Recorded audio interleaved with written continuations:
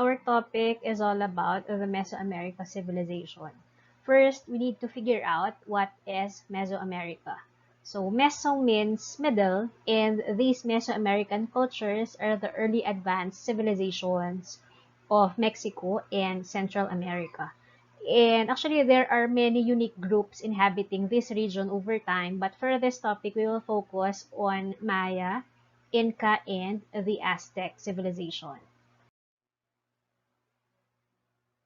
The historic region of Mesoamerica comprises modern-day countries such as the North, Costa Rica, Nicaragua, Honduras, El Salvador, Guatemala, Belize, and central to southern Mexico. And for thousands of years, this era was populated by groups such as the Maya, the Aztec, and the Inca people.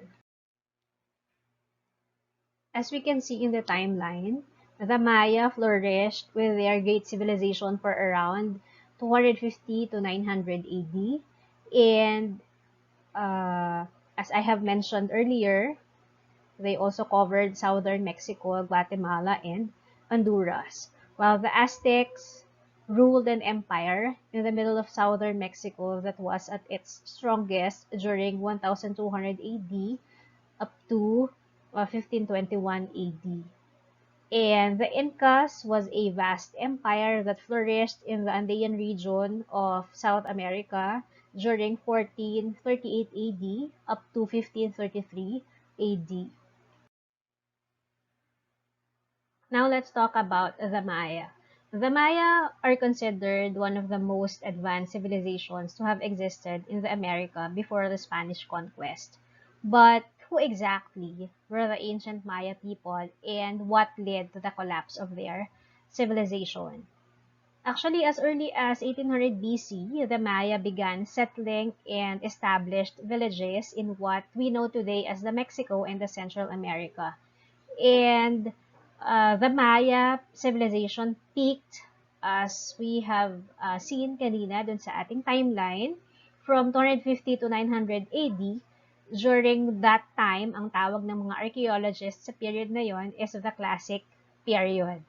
And more than 40 cities flourished throughout the region with a population of 50,000 people. Uh, Also, it is written here that the Maya built impressive cities with stone temples, pyramids, plazas, palaces, and ball courts. So, they built magnificent mga urban centers consisting of urban structures, including the pyramid temples, katulad ng nandito sa image natin sa baba. And that pyramid temples were the center of the Mayas' religious practices. Also, farming and trading was the focus of the Mayan civilization. Corn, beans, and squash were important crops. The Maya also traded salt, chocolate, and cotton with other cultures. Actually, the Maya used the cocoa beans as a currency.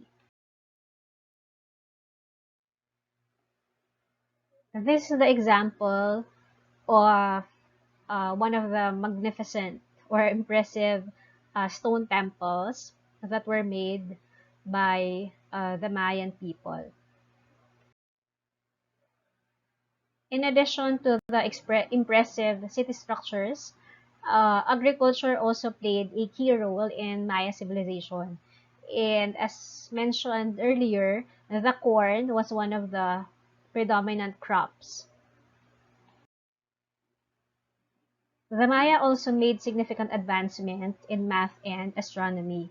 So, dito sa left image natin, so makikita natin dyan that they invented the concepts of zero. So, they used math and were the first people to use the zero. And ito namang picture natin sa kanan, this was yung dinevelop nila na accurate calendar system that is used to guide the Maya agricultural cycles. And the calendar actually was based on the observations of the sun in the sky over 1,000 of years. The Maya also developed the only known system of writing in the Mesoamerica, yung hieroglyphics. In fact, yung mga nalalaman natin about the ancient Maya civilization comes from deciphering yung hieroglyphic characters na nakasulat dun sa kanilang mga potteries, mga stones, and other ruins na na-discover in ancient times. Here are the other contributions of the Maya people. So they have knowledge of predicting eclipses and using astrological cycles in planting and harvesting. They developed the technology for growing different crops. They created a 365-day calendar by watching the stars. They built looms for weaving cloth and devised a rainbow of glittery paints made from a mineral called mica. They are famous as one of the world's first civilizations to use a writing known as the Mayan hieroglyphics. They are skilled in mathematics and created a number system based on the numeral 20. They use math and were the first people to use the zero. They developed glyph writing using symbols that stood for words. They built elaborate cities using ordinary machineries and tools. They built hydraulic system with sophisticated waterways to supply water to different communities. Ayan. So, why did Maya civilization collapse? Around 900 AD, most Maya cities had collapsed. And among the theories are the following. We have warfare, volcanic eruption, and drought. Actually, the hieroglyphics have revealed na since that time, the conflict between cities are prevalent or present na among the Maya city-states because they battle for control over the region. So, isang example na ay yung halimbawa yung city-state of Tikal, located in the modern-day Guatemala, were overtaken through force by the Kaanon. And however, archaeologists still debate why, because merong mga new evidences na lumalabas kung ano ba talaga yung dahilan ng collapse ng Maya civilization. But despite nung decline ng ancient Maya civilization, actually the Maya people still exist. And nasusulat that more than 7 million Maya exist today and they are living in their indigenous homelands and around the world. They also participate in modern global life and they still continue to follow agricultural and ceremonial practices of their ancestors. Ibig sabihin, hindi talaga sila nawala. So, they continue to live until today. Now, let's move on to the Aztecs. So, the people that became known as the Aztecs actually migrated or arrived into the Central America in the early 13th century AD. And in the early 14th century AD, the migrants built their capital city, which is named Tenochtitlan. Aztec people settled in the Valley of Mexico and what is now Mexico City. The Aztecs were fierce warriors who used military power to build a huge empire. Collecting taxes from the people they conquered was how the Aztec became so wealthy. And kilala din ng Aztecs for so many enemies because they used brutal force against their neighboring tribes and cities. And fino-force nila na magbayad ng mga tributes and they hand over mga victims as human sacrifices. Let's move on to the Aztec capital, yung binanggit natin kanina na Tenochtitlan. At the height of Aztec civilization, there were over 300,000 people living in the capital city of Tenochtitlan and approximately a million living in the entire empire. And Aztecs built more artificial island to expand their city para ma-accommodate yung growing population. And as a result, yung Aztec capital, which is the Tenochtitlan, became the largest city in the Mesoamerica.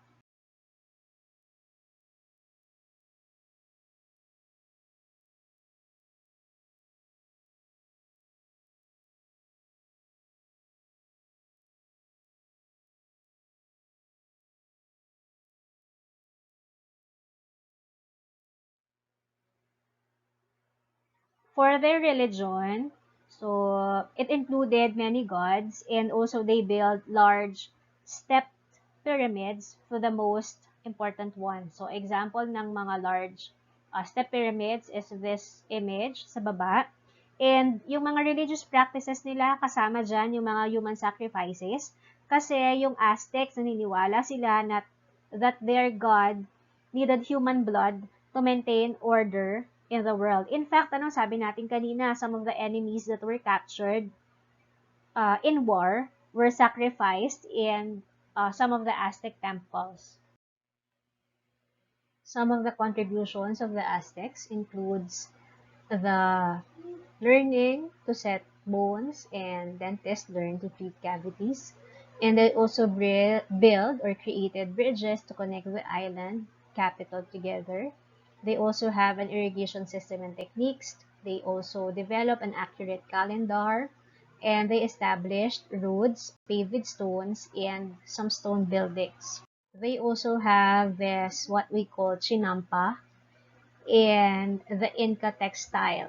They also contributed to the education, so mandatory education, because Aztecs put value on their education, so their children are mandated to get education regardless of social class, gender, or age.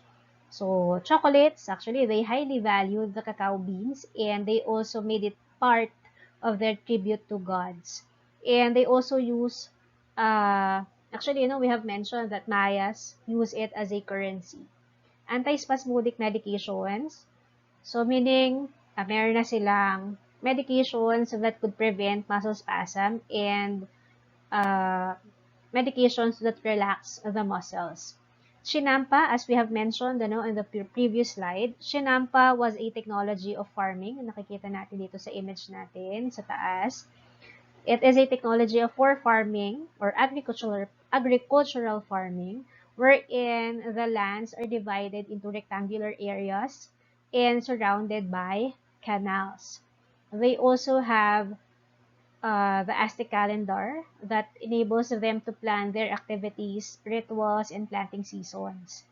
They also invent the canoe, or this one, yung mga narrow boats na they use for traveling in water systems. Yan. So, what is the reason why the Aztecs start to fall? Actually, in 1519, a Spanish force under the command of Hernan Cortes, itong nasa left side na image, he encountered the Aztec Empire. And the Aztec Emperor that time, which is this one, si Montezuma II, he invited them to the yung capital city, which is the Tenochtitlan. However, si Hernan Cortes pala, nakabuo na siya ng kanyang own military alliance with the local tribes and attacked the Aztec capital city. Despite of having a larger army, yung mga Aztec, kung compare natin dun sa army ni Hernan Cortes, so natalo pa din sila. Kasi yung mga Spanish, they used more advanced weapons, including guns and cannons. And yung capture of Tenochtitlan by Spanish in 1921, yan yung nagdala sa Aztec ng pagtatapos ng kanilang empire. Yan. So as we have mentioned, there were many different groups of people throughout South America. And most of them were tribal hunters and gatherers. But one group stood out above the rest as a great civilization. So ito nga yung Inca. So the Inca originated in what we today know as the Peru. The Incas were ruled by an emperor who had absolute power. The people had to speak the Incan language and worship the Incan gods. So, yung mga Incas, they are also known as the Sky People. And sabi natin kanina, located in the South America. So, this includes Peru, Chile, Bolivia, Colombia, Argentina, and Ecuador. Yan. So, farming in the Andes. So, actually, this region is in the heart of the Andes Mountain. So, makikita natin dito sa image natin na nasa taas. This is the Machu Picchu, or also known as the Hidden City. It is the largest and the best preserved remnant of the Inca Civilization.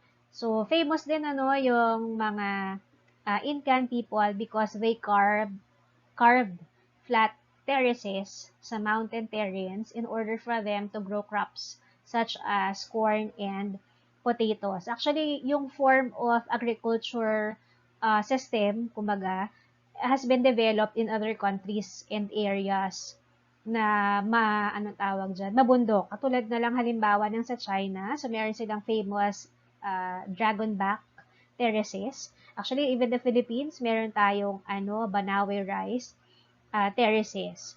So, Incas also developed an irrigation system. Ayan. So, probably, syempre, to water the crops and in order for them to access water. And another contribution ng mga Incas, yung magandang example of an early Peruvian culture is the Nazca people. So, ang Nazca people are known for living the amazing Nazca lines. Ayan, yung makikita natin na image.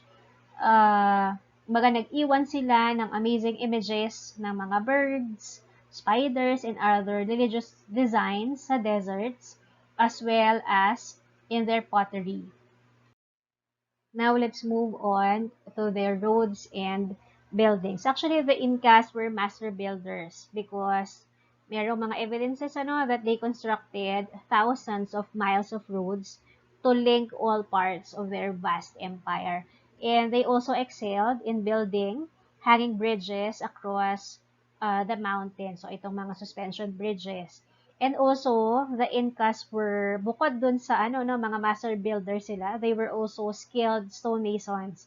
Because, kung makikita natin dito sa image na nasa baba, so, they can fit together yung mga malaking blocks of stones to make it parang mga jigsaw puzzles na pwedeng magdikit-dikit na hindi ginagamitan ng mga mortar or cements. They also have this quipu.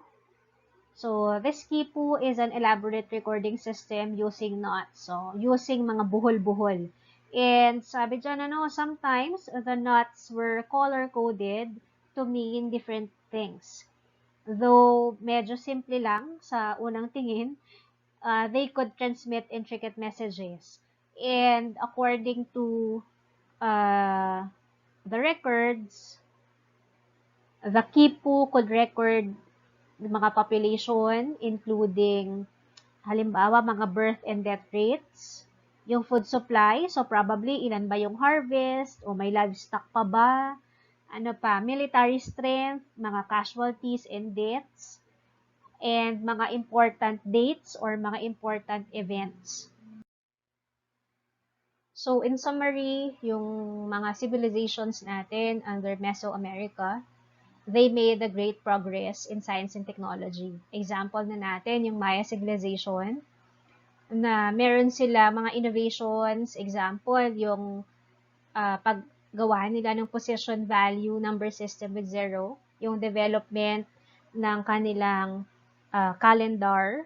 Actually, sa astronomy, marami silang contribution because they are known as the master of the night sky dahil dun sa kanilang mga observatories. And meron silang mga knowledge of predicting eclipses of the sun. Kasama din yung paggamit nila ng astrological cycles in planting and harvesting. And sabi kanina, sa contributions ng Maya, they developed the technology of growing different crops. Meron silang mga elaborate cities using ordinary machines and tools. They also have hydraulic systems na mayroong mga sophisticated waterways para makapag-supply ng tubig dun sa different communities. Meron din silang looms for weaving cloth and meron silang mga rainbow of glittery paints made from mica. And then sa Inca naman, they have roads paved with stones. Meron silang mga stone buildings. They have irrigation system and also technique in storing water. They also have the calendar with 12 months. They also made the first suspension bridges. And Kipu, kanina, di ba sabi natin, pwedeng makapag-record ng mga messages. They also have the Inca textiles. In the Aztec naman, sabi kanina, sa education, meron silang contribution. They have contribution in medicine. Meron din silang agricultural farming system, which is the Chinampa. They also develop their own calendar that enable them to plan their activities, kung mayroong mga rituals and planting seasons. They even invented the canoe for traveling in waterway system. So meaning, even in the ancient times, the science and technology existed. So that's all for our topic in Mesoamerica civilization. Thank you for listening.